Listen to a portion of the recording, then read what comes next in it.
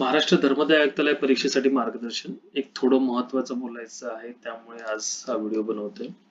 4 November 2025 ला धर्मदाय आयुक्तालयाची परीक्षा झाली. एक दिवस झाला आणि मग त्या परीक्षेला कोणते प्रश्न विचारले गेले, मग म्हैसूर असेल किंवा मग टिळकांबद्दल असेल किंवा मग 42-44वी घटना दुरुस्ती असेल.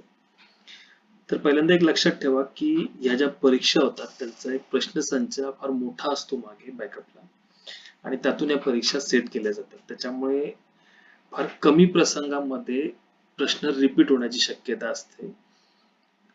परीक्षेला जाताना आपली तयारी जी झालेली आहे त्याच्यावर विश्वास ठेवा. आधी जी परीक्षा झाली 4 तारखेला तेच प्रश्न येतील या भ्रमामध्ये बिलकुल राहू नका.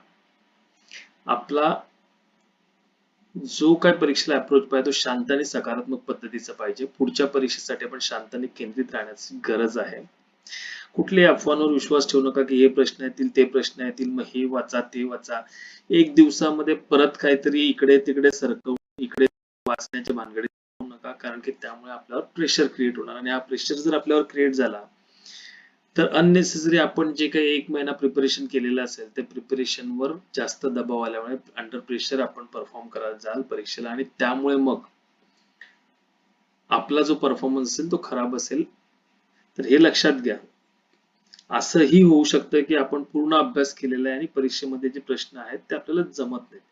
जर अभ्यास करून आपल्याला जमत नाहीत तर बहुतांश लोकांना ते जमणार नाही. तर त्यावेळेस आपण शांततेने एक एक प्रश्न जर शांततेने घेतला तर आपला पेपर मधील परफॉर्मन्स चांगला असतो. आणि साधारण सोपा जर पेपर असेल तर बऱ्यापैकी सगळ्यांना जमतो. पण जनरली पेपरचा पॅटर्न बघितला तर 60% क्वेश्चन्स असतात ते बऱ्यापैकी ज्यांनी अभ्यास केलेला आहे त्यांना जमतात. 20 ते 30% क्वेश्चन असतात त्याच्यामध्ये डायसी नेचर असतं, आणि 10 ते 20% असतात त्याच्याबद्दल काहीच माहिती नसते. अशा प्रकारचा एक प्रश्नपत्रिका असते. आणि यामध्ये आपण जर संयम ठेवला, जे येतं ते करून घेणं आणि जे नाही येत आहे त्याच्यावर शांततेने विचार करून त्यापैकी कोणतं असेल याचं गेस जर व्यवस्थित केलं, म्हणजे टाइमलाईन बघून किंवा त्याच्यापैकी कोणते नाही आहेत ते ठरवून अशा वेगवेगळ्या पद्धतीने ट्रिक्सनी जर आपण ते एमसीक्यू सॉल्व्ह केले तर आपल्याला त्याच्यामध्ये नक्कीच फायदा होतो. त्यामुळे कोणत्याही अफवांवर किंवा मागच्या आलेले प्रश्न याच्यावर जास्त माथापच्ची न करता पुढे आपल्याला जी परीक्षा द्यायची ती शांततेने द्या.